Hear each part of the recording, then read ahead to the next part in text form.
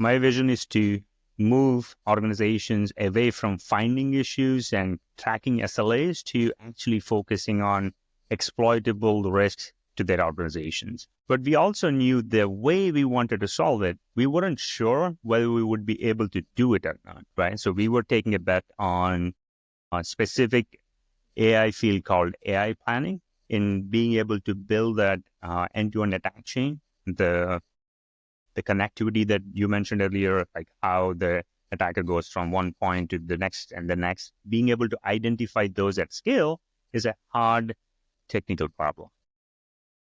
We wanted to be sure that we can actually do it before telling the whole world, saying like, here is what we are solving, etc., etc. Assemble the council.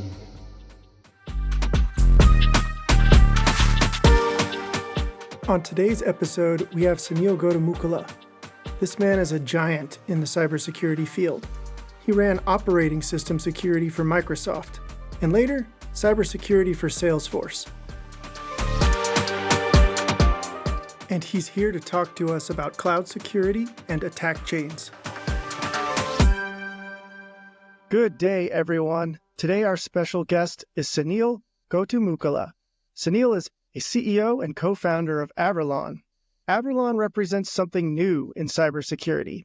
Averlon offers peerless cloud security through panoptic cloud visibility, predictive attack intelligence, and rapid remediation. We're going to dig deep into what those mean in just a moment. Sunil Gottumukkala, welcome to the Cybersecurity Council. Please say hello to our audience. Hey, Scott. Thanks for having me. Excited to be here. Looking forward to the conversation. Sunil, I'd like to share a little bit more about you for our listeners. I want our audience to know that you arrive here as a special guest with security credentials pouring out of your ears. You spent over 16 years with Microsoft, where you grew from engineer to principal to partner. You are also the SVP of cybersecurity with Salesforce for 5.5 years. Your company, Averlon, who we will be talking about a lot today, got started in 2022, but you only came out of stealth mode a little while ago. So welcome to the big leagues. You've arrived right on time. Thank you. Have I gotten your career chronology correct? Is there anything you'd like to add or change for the record? No, that's perfect. You got it exactly right. So I spent a long time at Microsoft. They are shipping several security products. And then when I went to Salesforce, I became a practitioner helping Salesforce secure customer data, and Salesforce being one of the largest enterprise SaaS companies in the world, helping secure that enterprise was a breath of fresh air and a great experience for me. I'm excited to talk to you because we had a chance to talk while Averlon was in stealth mode. You approached me through the normal channels and you were seeking some executive practitioner feedback on what you were building and your product's market fit. And you also asked if you could pilot your product when it was ready with my company. And I immediately said yes.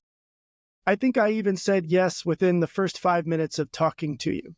Now, I'm a hard sell. I'm a very skeptical cybersecurity person.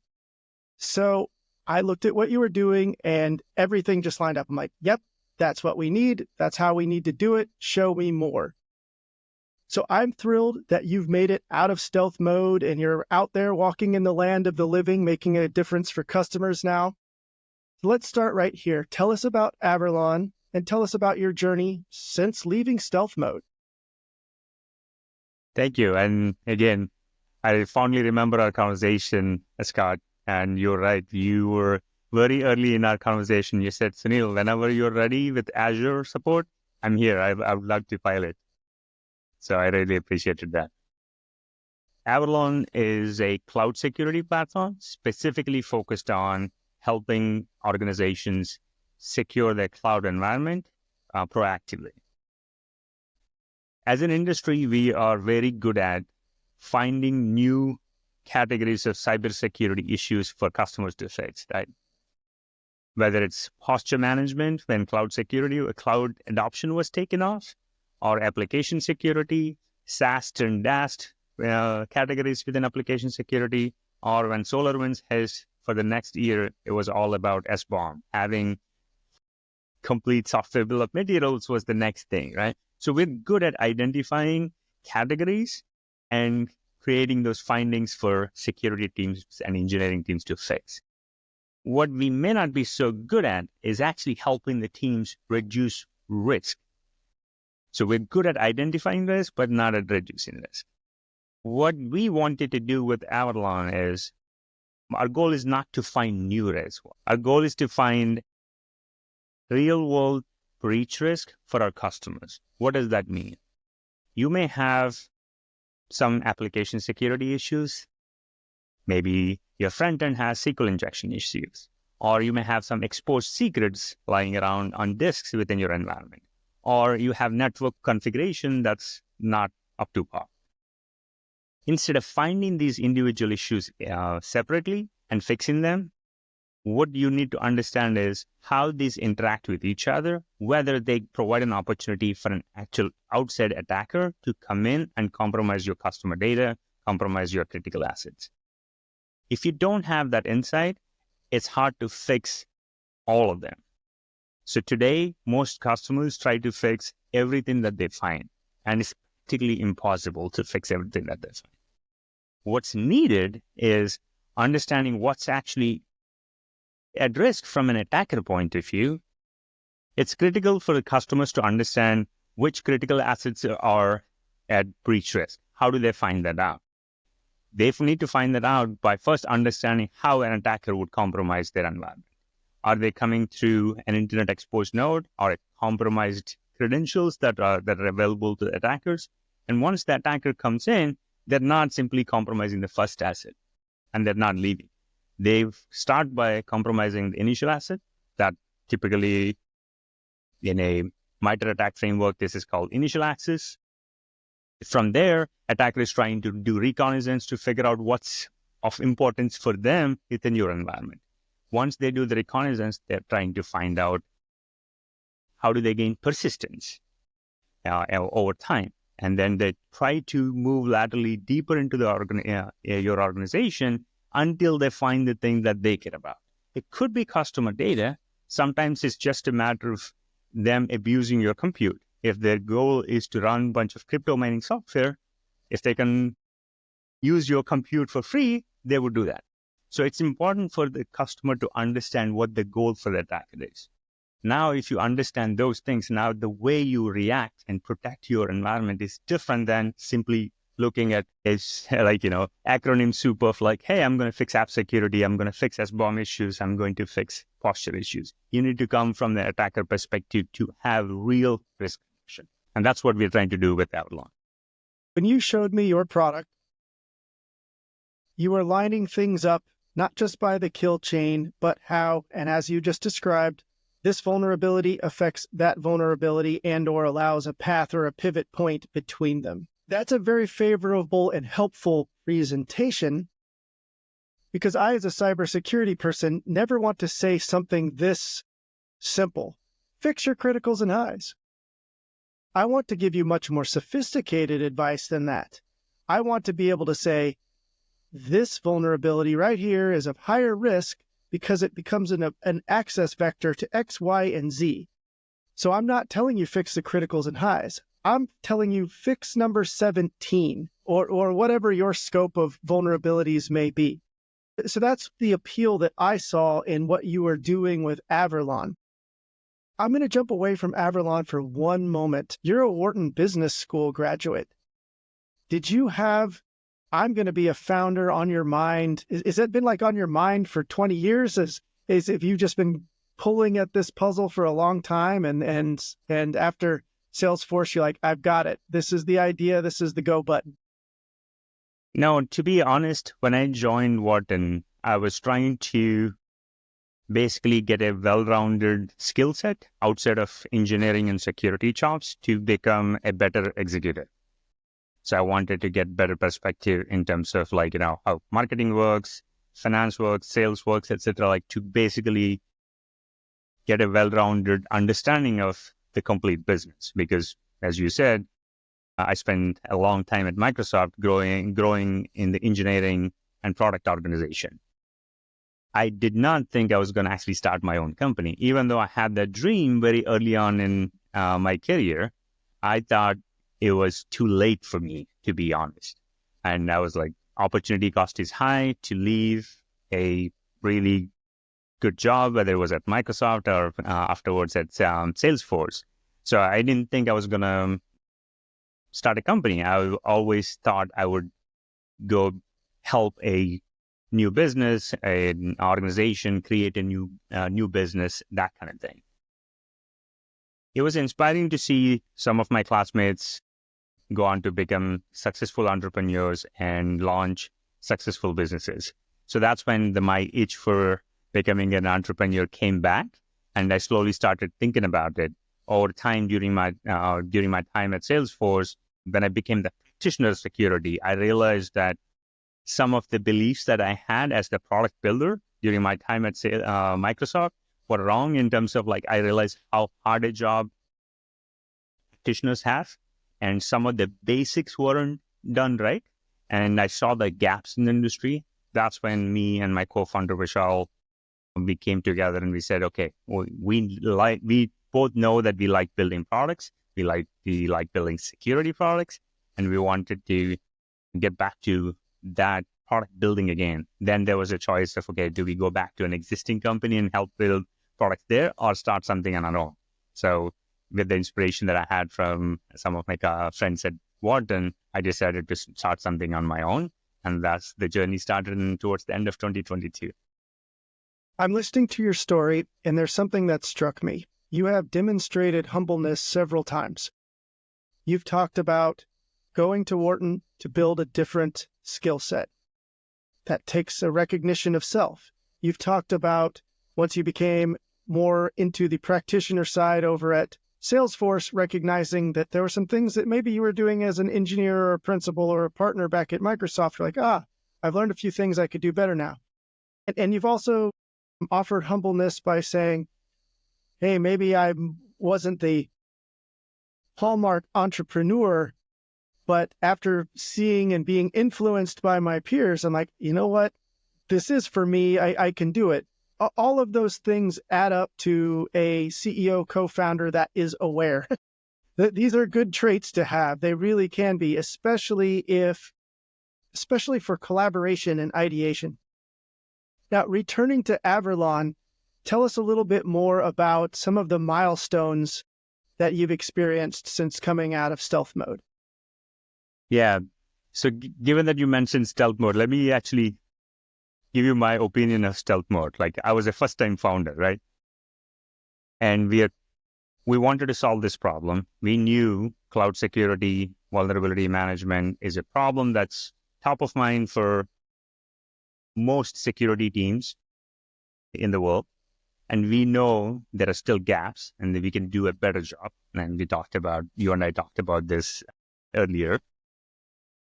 But we also knew the way we wanted to solve it, we weren't sure whether we would be able to do it or not, right? So we were taking a bet on a specific AI field called AI planning, in being able to build that end-to-end attack chain, the connectivity that you mentioned earlier, like how the attacker goes from one point to the next and the next. Being able to identify those at scale is a hard technical problem.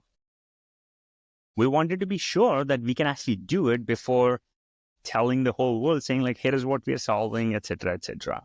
So that's when we said, okay, we'll go into stealth mode and talk to a bunch of innovative and progressive security leaders in the industry and get their feedback. And that's how I reached out to you during that time. But what I learned since then is if I had to redo it again, I would not actually go into stealth mode at all, right? One of the things that is most important is it's not the idea that matters. It's the execution, the team that's behind it, and the solution that you actually bring and the problem that you're actually addressing for your customer.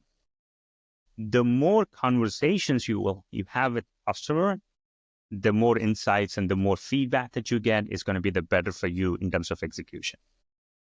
So if you're actually putting it out there, even if it's raw thoughts, by putting it out there, having a lot more eyeballs look at your messaging and give you feedback is a lot more useful than staying in stealth mode for an year, come back at the end of that and go like, hey, ta-da, here's our solution, hello world kind of thing, right? I don't think it matters that much. Your feedback and the conversations are a lot more important. If I were to do it again, I would put our messaging out there from the beginning, fine tune it based on the feedback from the customers way earlier than what we did. Please proceed to the milestones. What's happened for you? Yeah. So the way we started is we got incredibly lucky with our founding team, right? So there are folks that we worked with during me and my co-founder, Vishal Agarwal, who has very similar career background as myself. He was a longtime engineering leader at Microsoft, and then he was also a cybersecurity engineering leader at Salesforce. And I had the product management background. Vishal has the engineering background. And it also helps that we are both good friends. And so that makes a good team for us. In addition to the both of us, we also are fortunate enough to work with like really incredible engineers during our time at Salesforce and Microsoft. So when we decided that this is going to be our journey, there are a few founding engineers that came together and who built hyperscale services at Google, Amazon, Microsoft, Salesforce, etc. So we had the cybersecurity talent and the engineering talent to be able to solve this problem at a very high scale. So we started working on initial product during like 2022, and then started talking to early customers like yourself in the past, and kind of pitching them the idea of like, hey, is this the right problem? Does this solution help you? Would you change the way you're doing your cloud security if we were to offer this solution? So we started having those conversations. And we were also lucky very early on that Salesforce Ventures invested in us even before we came out of stealth. Once we had our design partners start using the early versions of our product, and we were able to get confidence that now we know that the technology works, we're able to solve this problem at scale. Now we started talking to a bigger set of customers and also additional investors. So we came out of GA earlier this year in 2024, in June. We talked to a few venture capitalists along the way, and we were super fortunate that Salesforce participated again in our seed round, along with Voyager Capital and Outpost Ventures, both invested. So we raised our seed round during that time. That's when we announced coming out of stealth and MVP product on AWS and recently Azure. Salesforce Ventures invested with you twice. Yeah. Now you've described, you are from Salesforce. One of your business and co-founder partners is from Salesforce. But this is not a relationship that does anyone any favors. In many cases, my guess is Salesforce Ventures was even exposed you to greater scrutiny because of the Salesforce relationship. They're like, we can't be exhibiting any favoritism here. We're going to look at you in every possible way. So you kind of had to impress your own family to get that done, without a doubt, because that's just the way the financial side of this works. So pretty much. Congratulations on them being a part of your journey twice.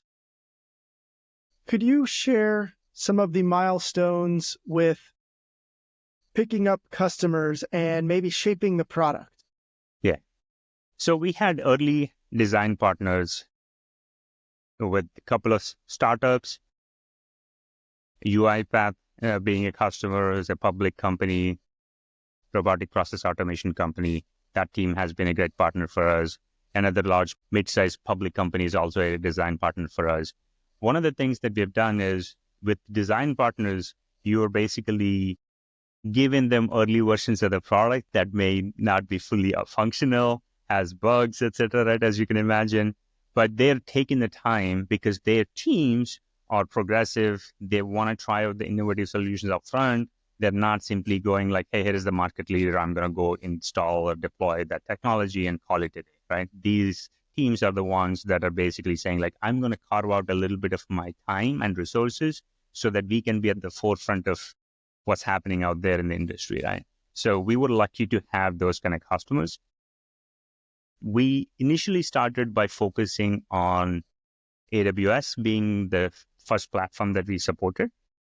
It mainly because it was a choice between AWS and Azure, which cloud platform we would support.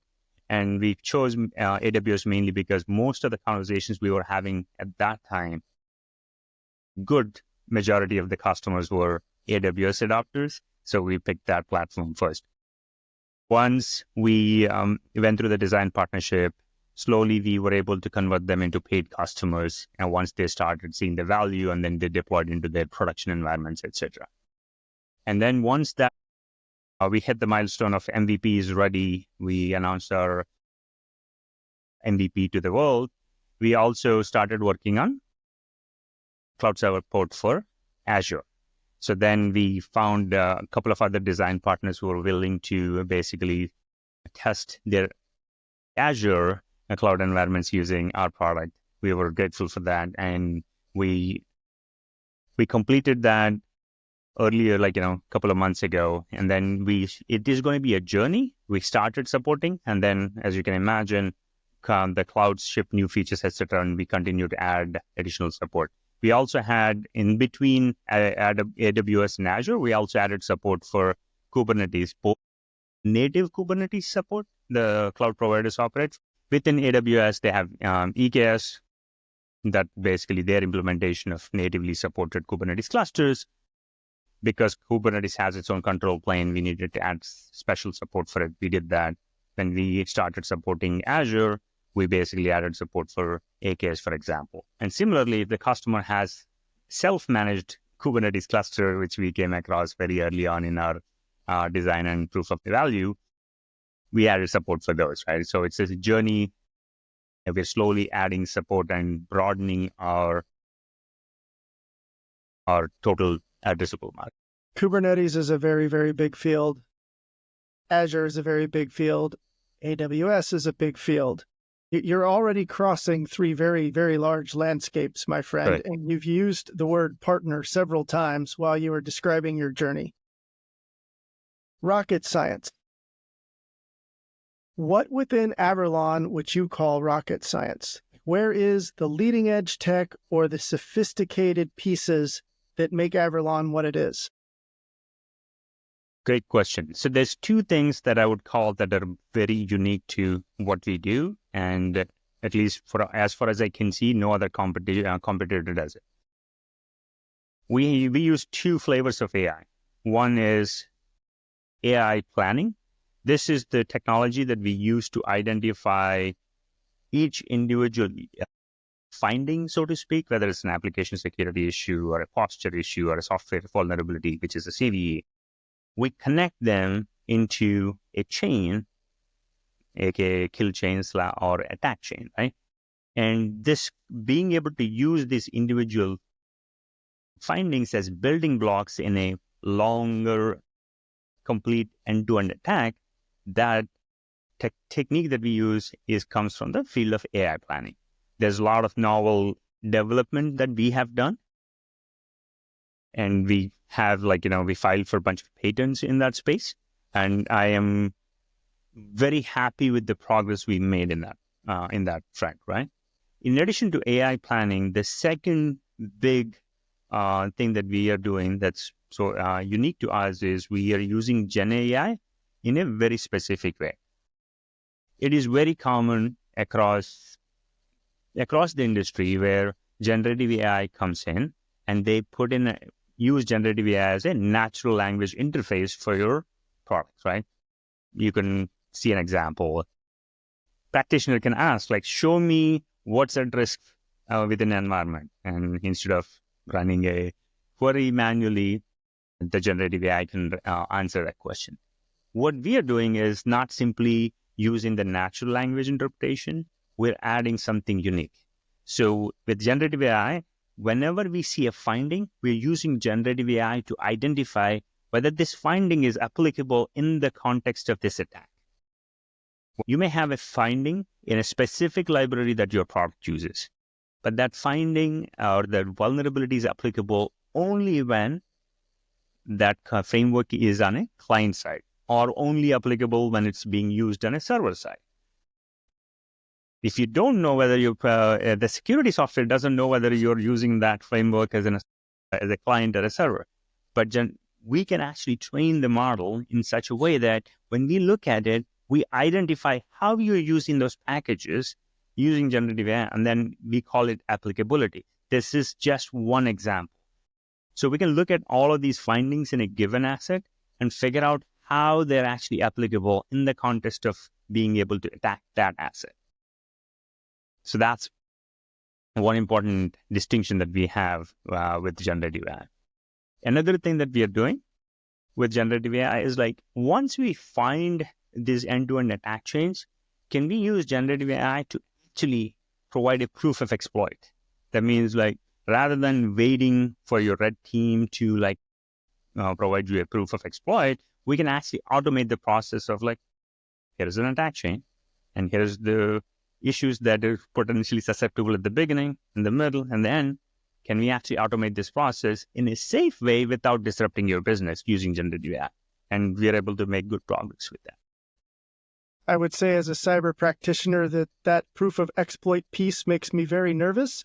Yep. But I recognize that sometimes if you can do that, you absolutely motivate the organization to get the remediation activity done. And the other part of it is that's what the bad guys are doing anyway. That is exactly right. So the thing that you are actually hinting at a really, really important aspect when it comes to the relationship between cyber practitioners and engineers. You want, as a cyber practitioner, you want to be a close partner to your engineering counterparts. One of the common relationship hurdles here is like cybersecurity team is seen as an organization that's a department of no. Engineering wants to go fast, and you see the security team coming back and saying like, hold on, we need to do X, Y, and Z, or you have all these findings, fix them before you ship to the production. And most of the time, engineering wants to do the right thing, but when they see this humongous number of findings and a mountain of debt, they'll be like, I can't. I need to have my business running. And the evolution I see is like CISOs are being given more responsibility, but that more responsibility and the visibility to the board, etc., also comes with the responsibility of like, hey, you're here to enable the business in a secure way, but the goal is to enable the business, not just security, right? One of the things that we do is like, my hypothesis is that if you tell the engineering team saying like, here is one issue that I want you to fix, and here is exactly why, here is my rationale for this, and here's how an attacker can potentially compromise it. I can show you the why. You have a much better conversation than what's happening today, right? Today, they're seen as like somebody is dumping over the wall and saying like, here's a bunch of issues, just go fix it. Why? Because I said so. That's not a good relationship. But if we can show them here is exactly how an actual attacker can compromise your services, I sincerely believe most engineers take pride in their craftsmanship, and they will actually address those issues. But they also need to be reasonable, right? You can't ask them to fix 100,000 issues in a month. It's practically impossible. I'd like to check my understanding with you. You talked through some of the differentiators or rocket science behind your product, and I heard you explain AI planning. You've got some patents to build your defensive moat. You've got Gen AI coming in different varieties. There's some natural language features. There's you called applicability, or making sure that the vulnerability is linked to an attack profile. And you also brought us to proof of exploit. Finally, you came back to the why, and you're explaining, if I can show all of this information, I can have a very healthy conversation with the engineering teams that are directly in charge of remediation and help cyber get to that much more business-aligned phase that we all need to be in. How's my understanding? Am I hearing you correctly? That is exactly right. That's a lot of different concepts, but you got them, yes. With your journey with AI, have you come up with any roadblocks or limitations in technologies or LLMs? Are there any places where you've been outpacing what is available, or having compute problems? the way we are approaching AI is like we see AI as a key differentiator for us. And it's not just generative AI, which is all the buzz these days. That's when I was talking about AI planning. But I also believe Gen AI is crucial. If you're not leveraging and looking into Gen AI deeply as a exec, whether you're a startup founder or a cybersecurity exec at any size company, you're just simply burying your head in the sand and not paying attention to what's happening in the world. Because just like a Gen AI is being adapted by all of the organizations and the consumers, adversaries and threat actors are using them on a daily basis, and their maturity of that usage is also growing rapidly. So we want to see Gen AI as a huge advantage. So how do we make that happen? So we have in-house AI researchers who are actually using Gen AI. We are not coming up with our own new model, which as a small startup, unless you're raising hundreds of millions of dollars, it's just not a wise choice to do it. But what we are actually trying to do is we take one of these models and actually help fine-tune. Fine-tune is a much maligned word with the actual technical term is continual pre-training. So we actually want to train it in understanding the cybersecurity aspects of our business, right? So that's when we get a better advantage of like, we can answer these applicability or the exploit generation questions way better than a generic, large, general purpose model. So we are actually investing in that. So we want to be doing things that are very specific to us. We don't want to create a model that somebody like a Meta or Anthropic or OpenAI can come up tomorrow and all of a sudden what we built is just available in every. So we want to build that's very specific to our domain. And so that's why we do the continual pre-training. The second thing that we do is we actually want to build a framework. Even if the models mature, we want to understand that we were able to take that capability from the model and make our solution better. What we don't want to do is like, if the model gets better and my solution is useless because the model can do everything on its own, then you don't have a business. But what we want to do is build in such a way that we can plug and play the models, and our framework and the way we use those models still is unique and helps us. That's how we see it in terms of usage. When it comes to the industry, my firm belief with generative AI is that we need to ensure that generative AI gives defenders an asymmetric advantage compared to attackers. And it's our job to ensure that happens. Regardless of what we do, threat actors are going to use generative AI to scale their operations, which is already happening. But given the visibility and the tool sets and the exposure that the defender has about their organization, they need to have tools where they are better equipped and have a much better advantage than the adversaries that they're facing. If we don't do that as an industry, I claim that we failed. And the work that we are doing is to help our industry in that way, right? We are one piece of the puzzle, and I'm sure other players in the industry are also pushing the same way. I like what you're saying. I want defenders to have every asymmetric advantage possible. Exactly. Absolutely. What types of clients would benefit from Averlon the most? Where's your target market? You've described that you've grown from AWS to Azure, moved into Kubernetes. But what clients are you looking for? Yeah, so the customers that we have today range from startups, early stage, maybe Series B, Series C, all the way to public companies. The specific profile that I look for is anybody who's adopting cloud as an organization is a potential customer, right? Cloud is still growing at a rapid pace. I saw that Microsoft and Google announced that they're growing at cloud business are growing at like 20+%, which is amazing.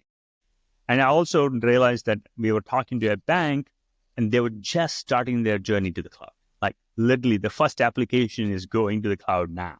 I'm like, okay, that means you have a long path ahead of you, but there's a lot of those such customers. The ideal customer for us is somebody who is going towards into the cloud, public cloud, whether it's AWS or Azure. But we also want the organization with security leadership who are actually trying to do things in an innovative fashion. Somebody like yourself in your past role, who is not just looking at what's the standard set of tools in the industry, who's the market leader I'm going to deploy, call it a day, get my compliance certification, and move on, right? We are looking for somebody who's trying to do more with the limited set of resources and budget that they have, but they care about risk reduction deeply. It's anybody who's using cloud, but I'm laser focused on identifying the leadership in those organizations who are proactive, progressive, and innovative. Can you share any success stories? Is there anything out there that can be disclosed? A couple of early customers that we have is UiPath with Scott Roberts and his excellent team there. They are very strong in their security depth, and they were one of our early adopters. And Vimeo, which is a large-scale video platform, they're also an early customers. These are the customers who have a huge scale, but managing the security with a smaller number of resources. So they're always looking for like, how do I get the benefit of like an automation, efficiency without having to hire hard to get cybersecurity talent, right? So we had success with those early customers in this regard. Well, have you had clients approach you and say, Sunil, what you're doing is great. The way that Averlon visualizes the attack chain for us is absolutely fantastic. In fact, it's so good. We don't look at the common vulnerability scoring system as much as we used to. We look at Averlon. Do you have success stories like in that vein? Yes. We had a customer who basically changed the way they present to their board. In the past, they used to present to their board patching SLAs. They used to say, here's my SLA, I'm at 80% or 95%, whatever their actual SLA was. And that used to be a continuous report that they used to send. And I used to do the same thing back in my role at Salesforce.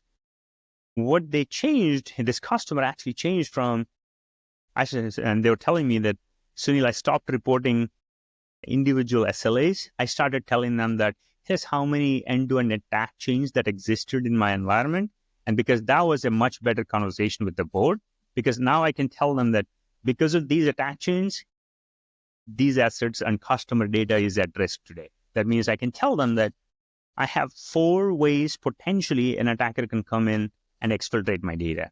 And here's what I'm doing about it. And here's how long it took me to remediate this. And the CISO was telling me that their board appreciated the conversation much better. They felt like they understood what's being presented rather than this SLA that simply says we're at 85%. And they used to ask the question that, oh, so if we get to 90%, are we in a good place? Are we in a bad place? What does it even mean, right? So they couldn't answer that question in the past. But having the conversation about attack chains and attacks and the remediation is a much better conversation because it focuses on the business outcome rather than random number, basically. Number of attack chains. That is a very interesting KPI. Yep. Totally. And that's what I want, hopefully, most of my customers to use with their exec leadership and board of directors. Tell us a little bit about Microsoft. How did some of your experiences as a principal, a program manager, and a partner help prepare you for where you are now, which is a CEO and co-founder? Microsoft was a foundational experience for me, right? My journey into security was pretty much serendipitous, right? I was a recent grad joining, Microsoft, and I happened to be assigned to the security team. It was a happenstance. But I fell in love with the security, and here I am 20 plus years later, still doing security. One of the things that I learned at Microsoft is the discipline and the technical depth it takes to build things at scale. By the time I left Microsoft, I was I was in charge of all of operating system security there. When you think of operating systems, you have Windows running on laptops, servers in first party, and you have the same operating systems running in the cloud. Devices like Xbox, HoloLens, the AR glasses from Microsoft. And some of these devices were, I used to show this to my team at that time, the same device is running somewhere deep in the ocean on a nuclear submarine. And the same operating system is running up in the space in multiple spacecraft. So you're building things that have very wide variety of use cases. It's also a point of pride, saying like you're building software that used by the whole world, but it also comes with challenges, right? When you have at such scale, changing anything comes at a great risk, right? So you need to balance that out. During my time there, I'm super proud of the progress we made in security, specifically in the operating system context. We made huge progress in the way security is baked into the operating system, all the way from the firmware, hardware, towards the consumers. We built what is currently called Windows Hello, where you're using biometrics to log into the operating system, and now all the way to the enterprises who are actually deploying hundreds of those, thousands of Windows device endpoints and managing them in a secure fashion.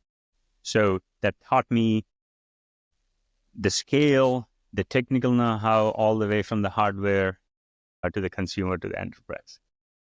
Do you have any advice for an entry-level person who says to themselves, I would like to be like Sunil. I would like to climb from engineer to partner.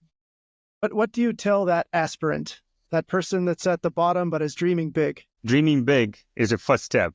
You have the dream. At least that's the motivation. You already have the intrinsic motivation to continue to expand. It's less about growing to the partner, but it is that I would tell them that they need to look at the scope of impact that they have with their work. So they start maybe small with the type of work that they're doing because they're learning the system, they're learning the services that they're focusing on. Their focus needs to be mastering that in the beginning, but also expanding that.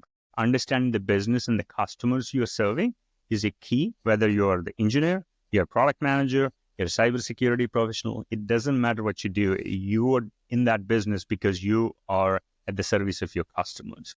Understanding the business and how it impacts them helps you do your job better. And as they continue to grow, as long as they ensure that the scope of impact is continuously growing and they're adding the skill sets to expand that scope, they'll be in a great place. During your time with Averlon as a CEO and co-founder, have you already found yourself growing or adapting personally? Yes, I would say yes. Before Averlon, Salesforce is the smallest company that I work for, which is a multi-billion-dollar, multinational company with amazing people. But at the same time, in the big organization, you have lots of support structure. You have an excellent sales organization, an excellent marketing organization, amazing engineering, security, et cetera, et cetera. When you're starting small as a startup, or you're basically trying to find a new company, you're basically pretty much doing everything on your own. In addition to the hard work, one of the things that I had to learn personally is how to sell. You need to sell obviously to your customers. You're selling to the investors. You're selling to your team because you want to attract and recruit the best talent. And you need to be able to do this effectively. Otherwise, you're going to be in trouble. Because at the end of the day, if you can find a good team and execute really well, ideas don't matter. I think I mentioned this earlier in our conversation. It's the execution and the customer value that matters the most. So it's the team that makes it happen. So you have to have the best team working on the problem collectively. Otherwise, you're not going to make progress. So for me, in addition to recruiting, which you do in security leadership roles, but being able to do that in other fields like recruiting sales, recruiting marketing is a different challenge, which I haven't had the experience of in the past. So I had to learn that. And also being able to sell to a completely new customer is a very different thing. In the past, my experience has been that I come into a conversation in the sales process as an exec who helps support that. I'm not the one who's doing all the hard work. Sales team and the marketing team has already done the work. And now I'm having one or two conversations that are specific to security. Or even during my time at Microsoft, you're the engineering and the product executive coming in and giving you the thing. But doing the sales, it is a lot of work upfront to get to that final conversation. And here at a startup, you have to do that. Doing that yourself, you develop a lot more appreciation for how hard of a job it is for marketing and sales. Recruiting the right team and getting the right talent in those is also key, because it doesn't matter if you have the coolest technology. If you can't convince our customers to use it, there's no point. I would say sales and marketing is the biggest lesson for me. I often reflect on sales and marketing, or at least what I try to remind myself is, if you are in sales and marketing and you have a bad day, you have to pick yourself up and try again that day. You can't even wait for tomorrow. Correct. And I often feel like folks that are deep in the box in security or in technology, they may not recognize that. Correct. Our brothers and sisters and cousins in sales and marketing definitely deserve respect, because they have to be emotional warriors every day. Well said. And I mean that as a compliment. Yeah, absolutely. Absolutely. What have you learned from navigating venture capital? You've been through this a little bit now. What do you know? The experience of raising money was also not only learning experience, but very insightful in terms of how the process works and what the psyche of investors is. In a way, I'm a little lucky because of the experience and the background that I have and my co-founder Vishal has.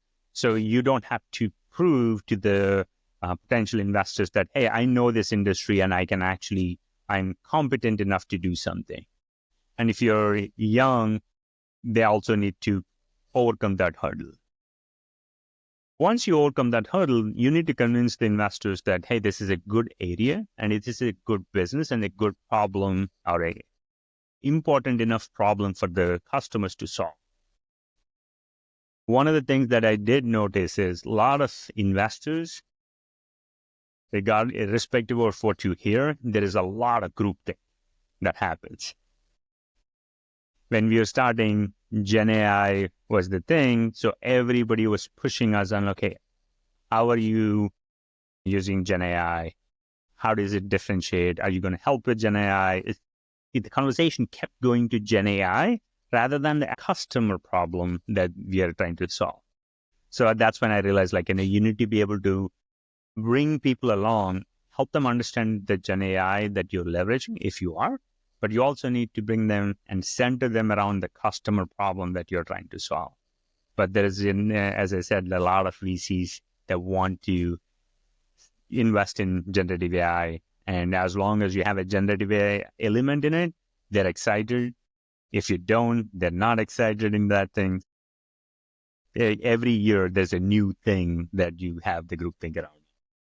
I would like to ask you about software liability issues and software resilience. Uh-huh. I would like to ask you about this because you are a person who has had responsibility at Microsoft and other places for massive scale. You've talked about, hey, my software is on a submarine, my software is on a satellite. Yes. That is a large operational footprint. That is a large attack surface. And we're always contending with both technology and business that wants to move fast. Earlier today, you brought up software bill of materials. And now today with Averlon, you're talking about attack chains and fixing very discrete pieces of technology. Could you go to the 50,000 foot view and talk about software liability and software resilience. What is your overall guidance to the world? You're the right person to answer this question. So what would you like us all to know? How can we be better? Given the CrowdStrike incident earlier this year, this is top of mind for many executives, not just security executives, right? Like the CTOs and the CIOs from a resilience point of view. It is fair for every security team, to bring it back to the security a little bit, to basically demand and expect resiliency from the vendors that they use, whether it's the big companies like Microsoft, Google, or with their cloud solutions, or the specific cybersecurity vendors like myself, or the bigger ones like CrowdStrike, etc. I think it needs to be a given, not a option. I also think there's a couple of things that happen in addition to resiliency as an expectation. In addition to relying on the vendor to do the right thing, your engineering practices need to take this into consideration. Especially if you have a large-scale infrastructure, like, take Salesforce as an example. The way we roll out needs to be in concentric rings. You go from smaller set of deployment and validate things, not just in staging, etc. Even when you go to the production, the deployment goes in phases across the board. It goes fast, but it's got enough of validation in each phase. More importantly, you have an ability to revert back if something goes wrong. Granted, the issue with the CrowdStrike, the problem is that the customers themselves couldn't revert back because now you're running into blue screen loop, which is unfortunate. But the teams themselves need to be prepared to be able to deploy fast and revert fast. The teams, the organizations that invest in that resiliency are better off, not just from a resiliency point of view to incident response when it comes to cybersecurity, incident response, et cetera, et cetera. So that capability, in my opinion, is something that everybody should be investing in. If I have to give two pieces of advice, like demand that resiliency from your vendors, and also invest in your own resiliency to be able to deploy fast and revert fast if needed. Sunil Gottumukkala, CEO and co-founder of Averlon, thank you for joining us. Here at the Cybersecurity Council, we are going to be watching for your success. We want many good things for you, and if there's anything else that we can do to help, please let us know. Thank you for being here, my friend. Thank you for having me, Scott. It was a great conversation. Thoroughly enjoyed it, and wish you all the best with your first annual conference next week in Austin. The Cybersecurity Council appreciates our audience. We serve cyber leaders, we serve you. The Cybersecurity Council offers an excellent community, we host private events, and we also offer fractional or vCISO services. If you would ever like to be a special guest on this podcast and join the ranks of a giant like Sunil Gottumukkala, please call us.